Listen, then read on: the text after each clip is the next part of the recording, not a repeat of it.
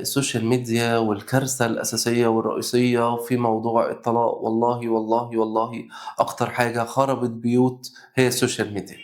تلاقي ابن عمك داخل عليكي ولا ابن خالتك ولا شخص معاكي في الشغل ولا حد ما تعرفوش كويس وانتي إنسانة متجوزة، ما ترديش على أي حد على الفيسبوك ولا تضيفي أي حد واقفلي الرسايل واقفلي الأكونت بتاعك، محدش يخش يكلمك نص كلمة. مفيش حاجة اسمها ازيك عاملة ايه ما ترديش عليه ما تعبرهوش، لان ازاي هتسحب انت عامله ايه، انت كويسه، انت النهارده مش عارف ايه.